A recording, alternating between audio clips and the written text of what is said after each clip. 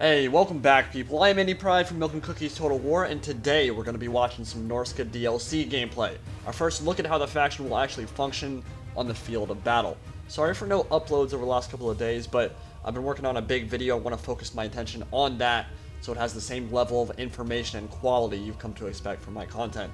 That should hopefully be up pretty soon, but in the meantime, we did get a really good in-depth look at some of the new Norscan units going live on August 10th, and some really big information regarding the free content dropping in the next couple of weeks. There is a lot of information and visuals to cover in this video. Let's first hear what our good friend Michael Whelan has to say about Norsca and some of the other factions in the game. So we've also got some Ungor Spearheads, and if we go back onto the full camera at the moment for a second, so I'm just going to swap up a little army here and sort that out. And a few people in the chat have just realized that I've spoiled something a bit. I love how they move along pretending like nothing happened on screen, and slowly that sheepish grin spreads across his face and the blushing starts. Not a big deal. Stuff like that happens. Don't feel bad, man. But it just wouldn't be a creative assembly event without some juicy information leaks. Am I right, boys? And this is a big one. So for a long time now, pretty much since the Grim and the Grave launched back in 2016, people have been asking for Regiments of Renown, those specialized, improved versions of already existing units, and wanting them put in the game for every faction. Well, on stream today, we saw for the first time rock-solid evidence that both Norsca and the Beastmen are getting Regiments of Renown. And combined with the information from CA that's been all over Reddit the last week, Rich saying that every single faction in the game will be receiving some more love and some more content in a free content update, seems very clear to me that each and every faction will be receiving RORs, which is only fair from a balance perspective, but still an awesome free update to the game. There's no explicit confirmation that the Wood Elves or Chaos or Bretonnia will be receiving them, but the information the devs have been dropping makes it seem really likely. And Creative Assembly is going to want to do something pretty special for their 30th anniversary, I think, which is coming up in mid-August, and what they've been teasing at for a while now. So we'll see how they decide to handle it, but my suggestion is go into the update only expecting new units for Norsca and the Beastmen, because that's all that's been confirmed. That way you won't get disappointed, but keep in the back of your mind, the other factions are getting more love as well. We also got a great look at the unit cards for some of the new content coming with Norsca. Unit size was set to Ultra, so the HP numbers are a little bit inflated compared to the default setting, but in terms of stats, this walkthrough gives us a really good idea of what to expect from each unit. Chaos War Mammoth has a gigantic health pool as we expected.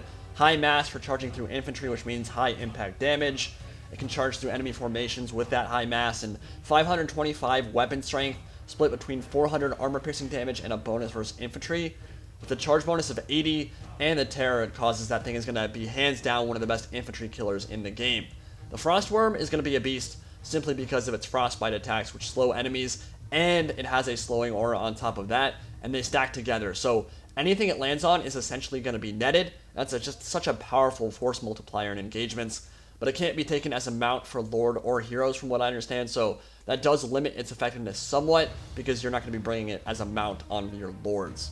And it's just not that common for people to spend money on solo dragons in multiplayer battles. It's upwards of 2,000 gold. That's just a lot to spend on one unit. Skin Wolves are one of my most anticipated units, and I love the model on these guys. The werewolf looks absolutely awesome, and you can kind of see the skin, the tattered skin still hanging off their body. But they have a bonus versus large. They move really fast, 75 speed, and so they'll be a great flanker and kind of the cavalry units for Norsca, because they don't have any traditional heavy cavalry, but they do have these guys to kind of wade into melee on the flanks with regeneration, with the fear they cause, and the frenzy. That's going to be a pretty potent combination. Yes, they're going to be squishy, but you can keep them backed up by something like a Frostworm to slow down enemies and just run them down and absolutely slaughter them on the flanks. And these are the Marauder Berserkers, rocking with that new Rage and Berserk mechanic that's unique to all Norscan Marauder units now. And we finally got confirmation on the stats. So Berserk is the faster activating version of Rage, and once the unit has been fighting in melee for 22 seconds, they reach stage 1, granting them plus 16 leadership. At stage 2, after 22 more seconds, so at 44 seconds in combat, they receive 22% physical resistance and another plus 16 leadership. And at stage 3, after 66 seconds in combat, you get plus 16 melee attack and another round of buffs, to physical resistance and LD, which sounds kind of OP on paper, but remember they have 15 armor and super low melee defense of 18. So these guys are complete glass cannons. They will melt away and can't be healed, so only those chosen few will be receiving the full stage 3 buffs when it's all said and done. The Marauder champions are kind of a weird unit. I like the visuals of them, but the lore explanation they had on stream was a bit weak. So essentially these guys are trying to become Chaos Warriors, but haven't been chosen by the Dark Gods just yet. But on paper, they're better than Chaos Warriors and have a pretty solid armor value of 80 as well. I think CA wants Norsca to have some kind of frontline unit that can be the anvil that can hold and stick around in melee for a while. And I also understand this is the elite Marauder infantry, whereas Chaos Warriors are just the mid-tier infantry for Chaos. But with a faction that's focused on obscenely powerful monsters and the Frostbite mechanic, I'm not sure Norsca needs these guys to be such a high price point. I think they're like 1,000 gold right now, and I'm just not sure they need to be outshining Chaos Warriors in melee, considering that's who they're aspiring to become. Like, I get it, but I'm not sure it's my favorite design decision, despite them looking pretty badass. In a vacuum, the unit fits perfectly with the Norscan aesthetic. It's just, should they really outperform Chaos Warriors? I don't know about that.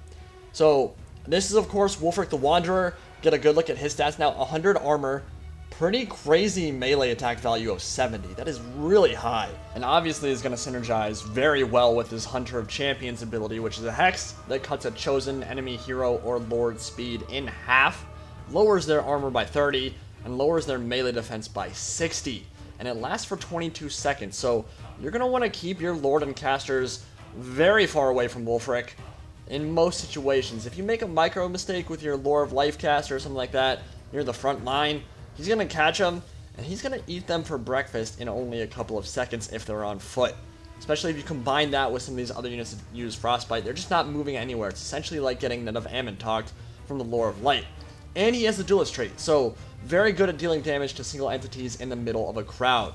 They didn't show off his Sea Fang ability just yet. That's his Ghost Ship, the very famous one that he uses to traverse the world, but it is confirmed to be a wind spell similar to Wind of Death that deals Frostbite damage, so expect that to completely shatter infantry formations if it gets lined up properly and your opponent doesn't notice it or stagger their line. Of course, it's probably going to have a very long wind-up time, so you will have time to get out of the way. I've never personally felt like Wind of Death was a very overpowered spell, because it's very obvious when you see a Lord moving to the end of your formation and trying to line up something down the line. Now, Throgg, the King of Trolls, is looking incredibly cool.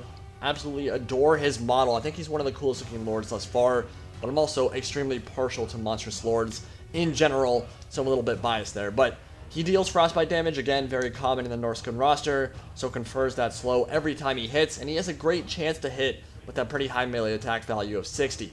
495 weapon strength with armor piercing and bonus first large, so he's a bit of a monster hunter, and fast too with 56 speed, almost twice as fast as Wulfrik the Wanderer. So you could definitely roll with him on the flanks and use him to turn cav fights in your favor with that bonus first large and the slow, but the problem is that Norscan units in general kind of have average to low leadership, so you might just want to roll him in the middle of your main line as you do with most other monstrous units and lords. His abilities look like Corrosive Bile, which is a breath spell that hopefully actually does damage.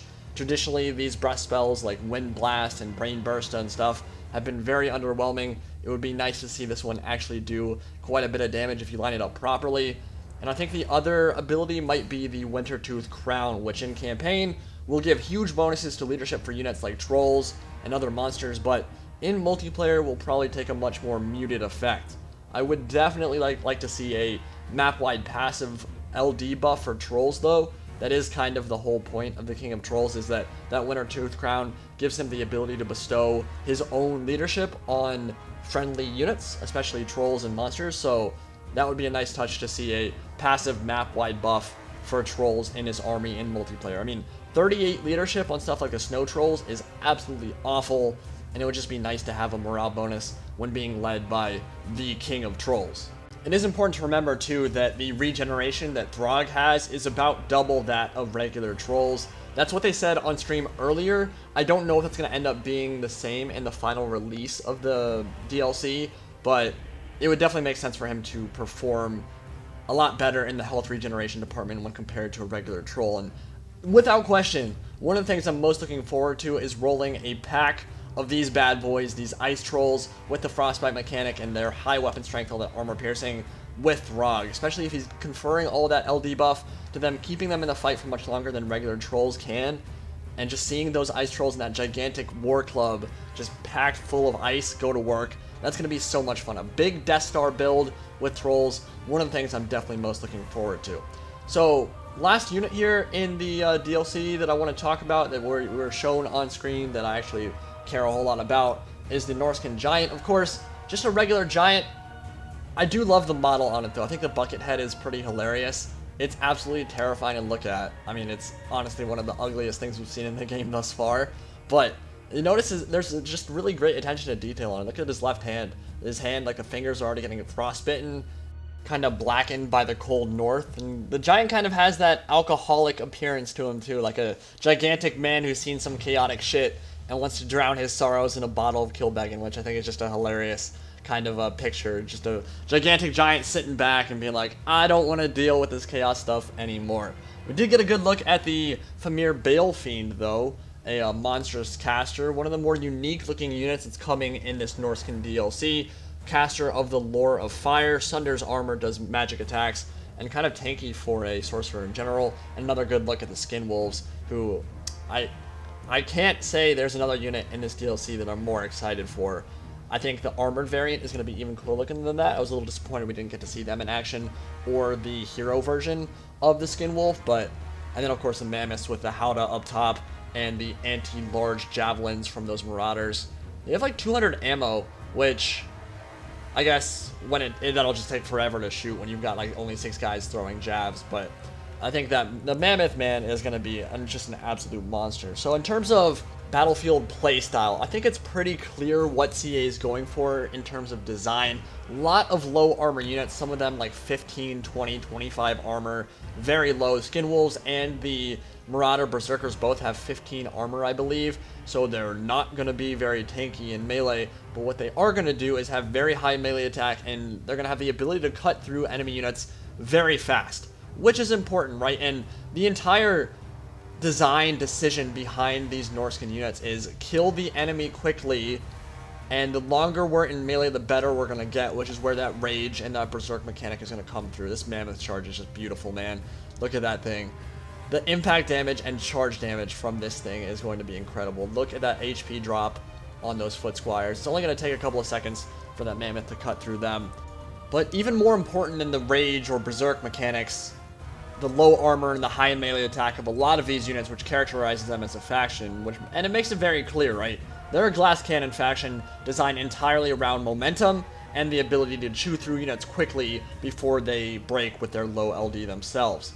But I think even more important than that stuff is the slowing mechanic. And we've seen how many units in this roster have Frostbite or some kind of slowing ability or aura. Even Wulfrik has one, and he doesn't do Frostbite damage, but he has that Hunter of Champions ability that cuts a opponent's hero or lord speed down by 48%, which is pretty crazy.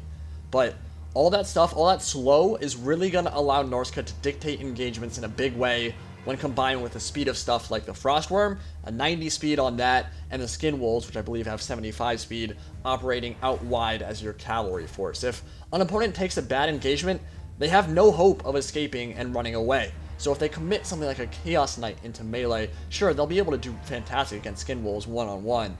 But if they take a bad engagement, if they miss their charge bonus, if those Ice Wolves, for example, block the charge and then slow the Chaos Knights down, they're not going to be able to disengage at all.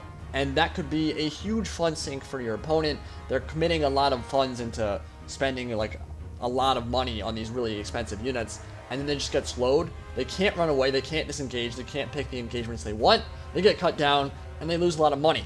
If units start routing, they won't be able to run away. They'll get run down and murdered before rallying. So again, that's another big thing. Like, a lot of factions like the Greenskins, for example, rely on being able to break and then come back, cycle back into the fight, and you might think, oh, I see routing on their line, I'm winning the engagement, but no, the Greenskins are going to be able to rally, they're going to come back and maybe cut you to pieces.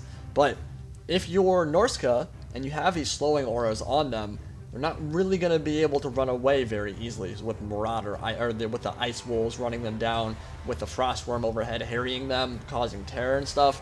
It's going to be bad news for a faction like Greenskins. It doesn't necessarily mean that Greenskins aren't going to be good in the matchup, but I think that the slowing aura will prevent a lot of units that are a lot of factions that rely on being able to run away and come back into the fight. It'll make it a lot harder for them.